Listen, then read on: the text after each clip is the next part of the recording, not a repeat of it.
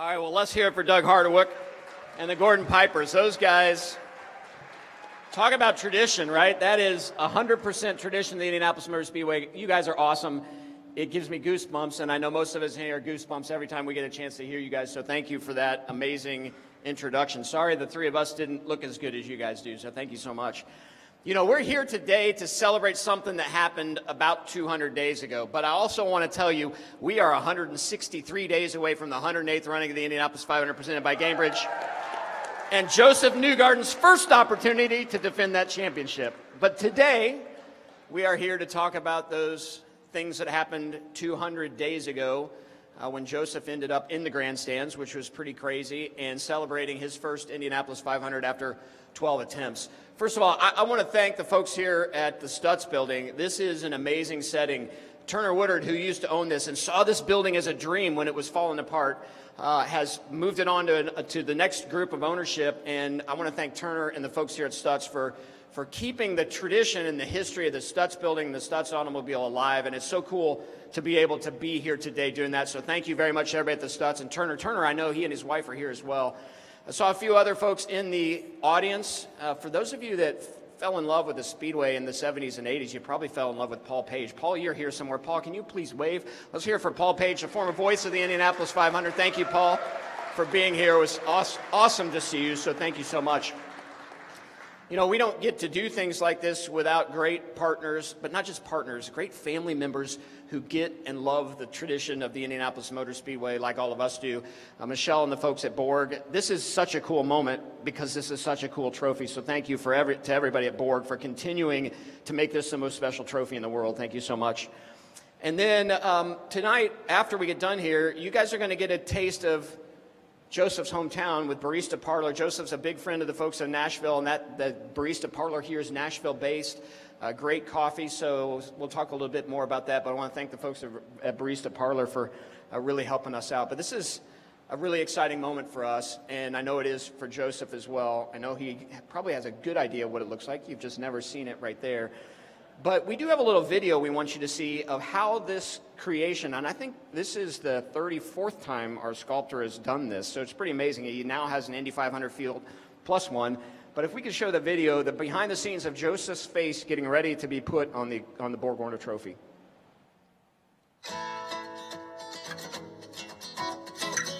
We took those photos the day after the race, and I did this study, which is a work in progress. And when I finish this, I'll do the smaller one. But this is what we've got so far. Oh, wow.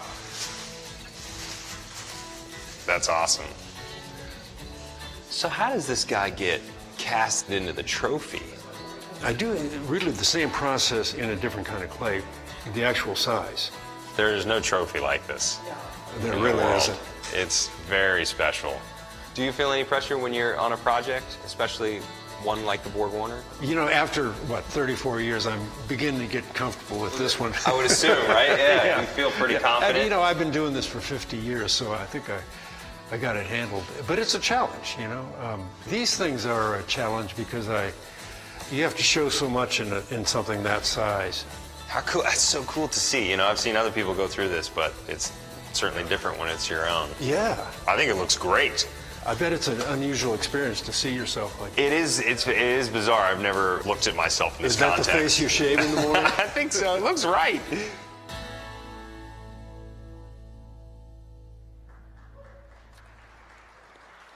So as I noted, you know, this tradition started in 1936, and every winner has been put on there since then, and in fact, all the winners from the very, very beginning. Tony Holman is on there as well. It's very, very, very neat to see these faces on the trophy, but we couldn't do it without our friends at Borg who love this trophy as much as we do. And Michelle Collins, who is the Director of Global and National PR and Marketing for Borg, has been an amazing partner. It's been fun to work with you on this. Michelle, we'd love for you to come up and talk a little bit about how important this is to Borg, but how excited you are for Josef.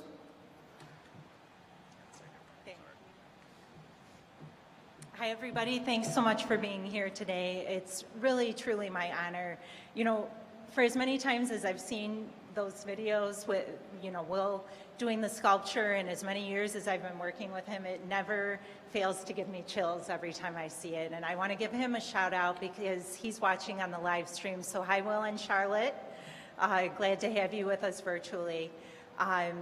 It's just something that's very, very special to Borg-Warner, the trophy, and that we're really honored to keep the tradition alive and be just a small portion of this amazing weekend and, amazing experience, really. I just can't say enough about it.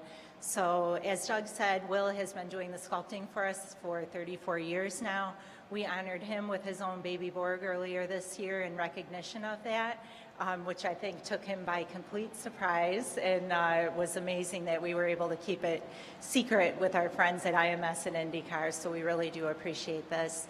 As you may know, the museum is under renovation right now, so we're taking time to really put in some amazing things with the new exhibits, and I've seen Joe Hale here also from the museum and some of our curators and trophy handlers there, so be sure to watch along on their social channels as well for the unveiling in April of 2025. But again, it's just our honor to be here, and thanks for coming today. All right, thank you, Michelle. I think next we probably should talk to our champion from this year's Indianapolis 500. Ladies and gentlemen, the 2023 Indianapolis 500 champion, Josef Newgarden. I'm starting to cry up here, and I'm not sure why. So 200 days ago, your life sort of changed, and this is maybe the first beginning of the gift that at some level doesn't quit giving, winning the Indianapolis 500. You've got more Borg-Warner activities that'll take place. You get that baby Borg at some point in time, all these things. Has it set in yet that after 12 runnings that it took, you finally won the Indianapolis 500? Well, I thought it did at first, but it keeps hitting me every time we go through something new. And this is by far the coolest holiday season I've ever had. It is just, it is nonstop, as you said, Doug.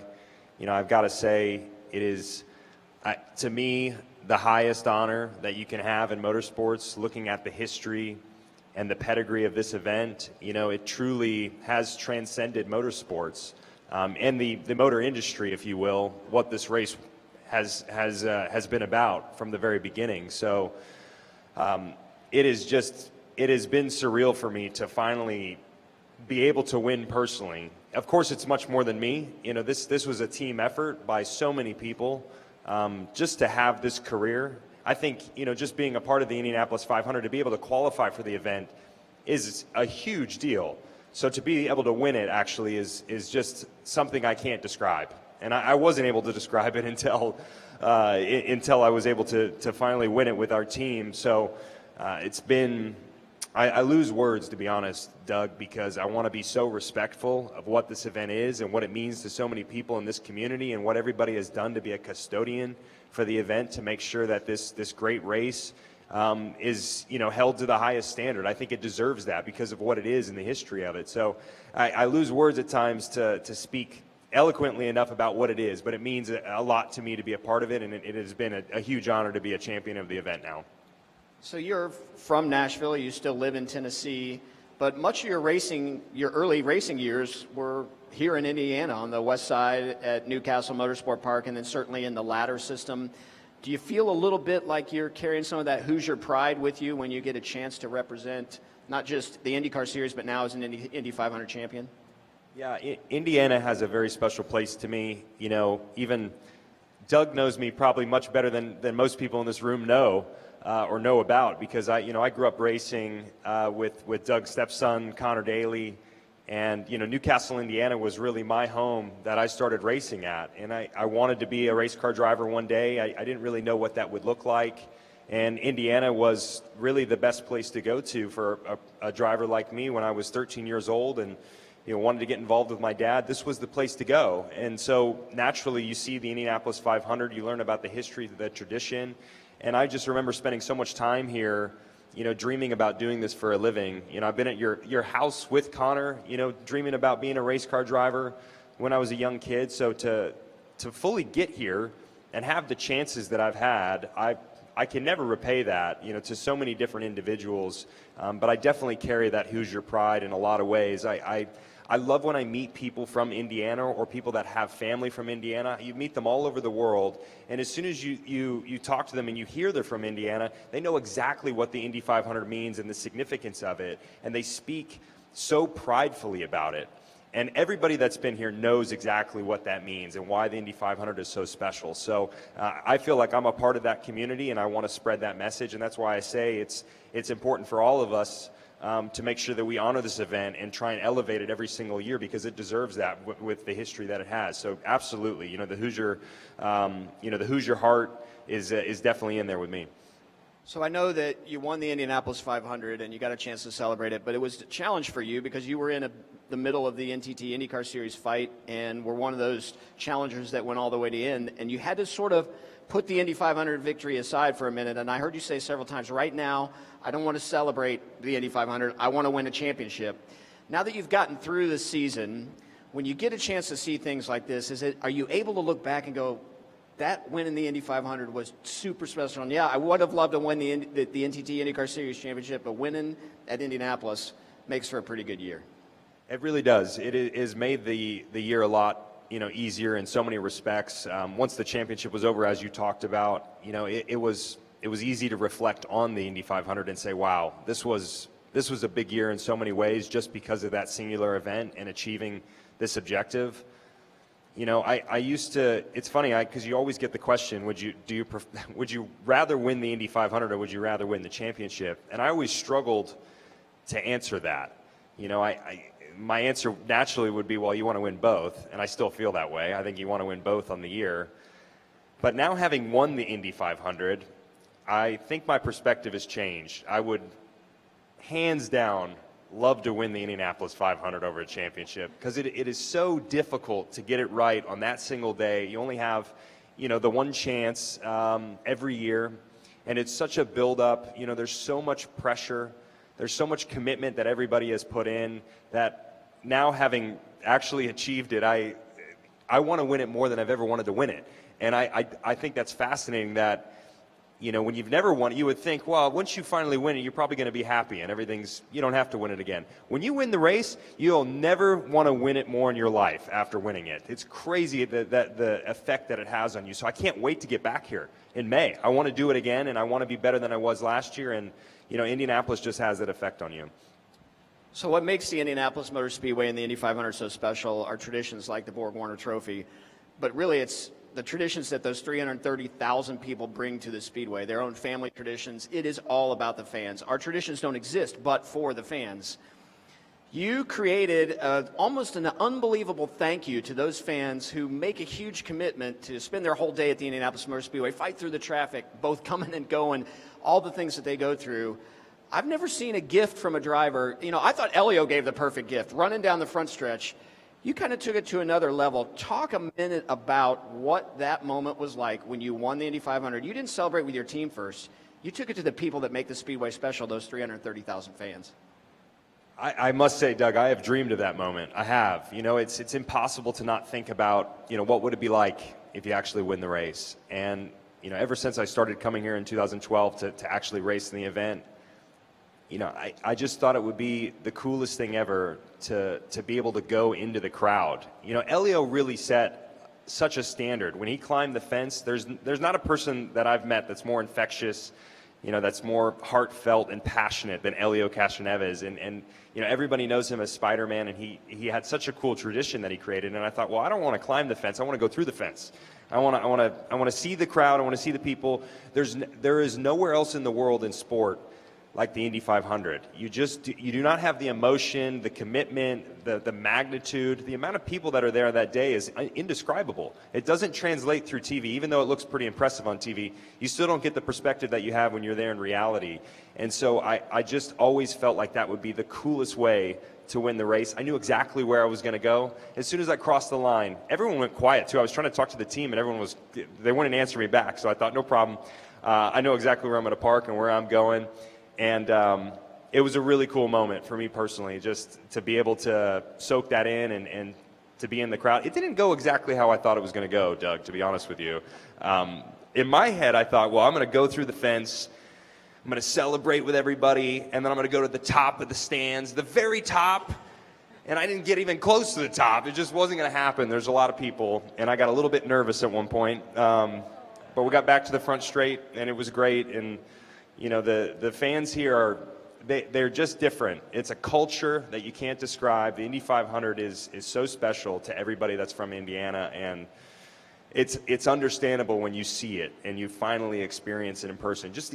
You know, there's one thing I want to say, too. I don't want to be cheesy tonight, and I know I probably am recently, but I don't want to overstate this. I said this at the banquet, and I mean this. There is no bad seat at the Indy 500. It doesn't matter where you're sitting or what your job is or what your title is. We all make the event what it is at the end of the day. There's 300,000+ people there, and without all of us, the Indy 500 isn't, you know, the greatest spectacle in racing. So I have that perspective years now, having been a part of it, and I just think we should all be proud of making it, you know, what it is on the day. So I'm honored to be a part of it. It is the coolest race in the world. You can't beat it. So one of the neat things that our folks at IMS Production did, they were so excited about you going through the fence and in with the crowd, they came up with the idea that let's figure out how we capture that in video. And so our team, the social team, the IMSP team, started looking at people that had posted their view of Josef coming into the grandstands. And we compiled a bunch of images, videos, so a lot of different point of view of your celebration. We want to play that video right now, which is IMSP's video, it's some of NBC's video, and it's a lot of your fans' video as you go into the crowd. And there's a point in where I can go, man, he's got to be nervous with all these people around him, but it's awesome. Let's see this video. It's Memorial Day weekend. We're in Indianapolis with just 2 laps remaining. If you want to win the Indy 500, it's time to tighten your belt and get up and go. They are coming to the green, and it's going to be a 2.5-mile sprint. Green flag flies at the speedway. Newgarden with a monster run off turn 2. Josef Newgarden has taken the lead of the Indianapolis 500. Bring her home, buddy. Josef Newgarden will win the Indianapolis 500-mile race. It's the captain's 19th win. Finally! Josef Newgarden has parked that car on the yard of bricks, and he's hopping out as we speak.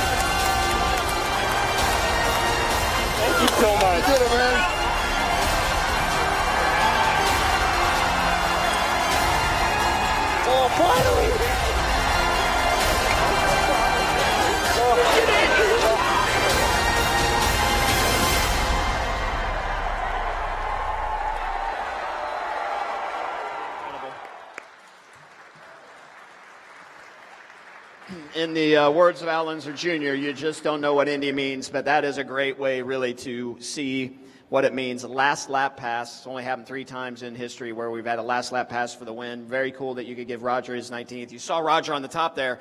Roger stays out of race control. He stays off team radio. He stands up there and paces back and forth, and that was a really cool way for him to celebrate. But now it's time to celebrate you and celebrate our history with Borg. So Michelle and Josef, if you could take your positions at the Borg-Warner Trophy, we are getting ready to show Josef Newgarden his face on the Borg-Warner Trophy for the first time. You obviously saw the big sculpture.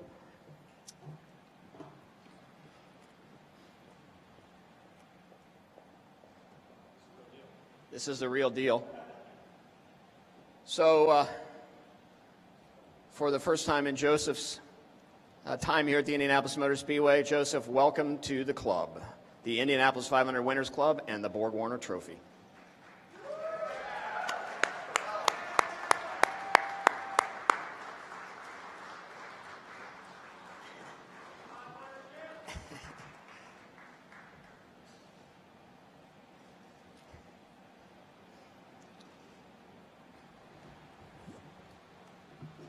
Hey, Josef. So first thoughts there. What's that look like? Well, it's smaller than me. No, it looks amazing. You know, the work that goes into this is obviously, you know, it's intimate. It's very precisioned, and you know, I don't know another, just like this race as a whole, I don't know another trophy like this in sport anywhere. There isn't. You know, it's just another specialty to what the Indianapolis 500 represents. So, you know, everybody at BorgWarner, what you guys do to carry the tradition. I mean, you've carried this tradition for so many years. So I think we're all custodians. That's what I was talking about. We are all custodians of this event with, you know, a duty to carry it forward and make it bigger and better every single year. So just to be up there and know that it's not going to go away, at least that's the way I understand it. It stays there forever. That is highest honor, Doug, the highest honor. Well, congratulations. Let's hear it one more time for Josef Newgarden. And Michelle, Joseph, give Michelle the mic one more time. I know you get to do a lot of cool things with BorgWarner Yes. on a global scale, not just around racing, but how cool is this moment for you in your annual schedule of things you get to do? This is probably one of the most fun things that I do all year. I feel so honored, and I've learned so much personally just through this job and over the last 10 years of doing it. But it's just so exciting just to see the drivers' reactions, the gratitude, what an impact it has on them, just warms my heart, and I know everybody else in the company too, and we just really feel honored. I mean, like you said, there's really nothing like this. Absolutely nothing like this, and to be just a small part of it like I'm able to is truly an honor. And everybody to, you know, meet and be with everybody at not only IndyCar but also at IMS, at the museum, the drivers. Everybody is so humble.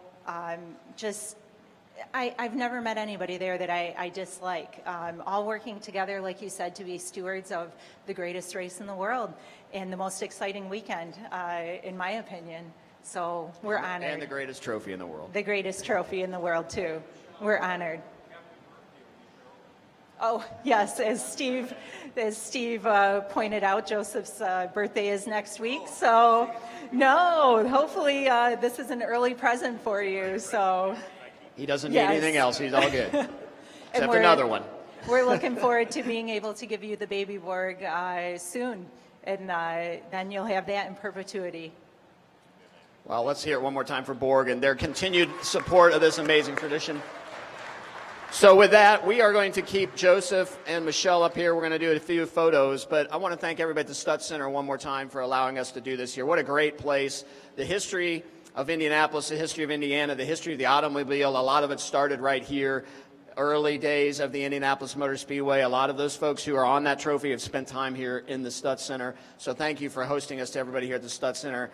And Barista Parlor, thank you so much for allowing us to continue the tradition. Our friends at the Gordon Pipers, they're going to lead us that way. So hang out, come on over, get a snack, check out Barista Parlor. Joseph will tell you, it is not a Hoosier thing, it's a Nashville thing, but it is absolutely incredible. My niece, the other day, I showed up somewhere and she said, have you heard about this coffee? I had to go downtown and get it, called Barista Parlor. So please check out Barista Parlor. Thank you to them for the support. And in the meantime, enjoy your Christmas, enjoy your holidays, and we will see you as he defends his championship 163 days from now at the Indianapolis Motor Speedway.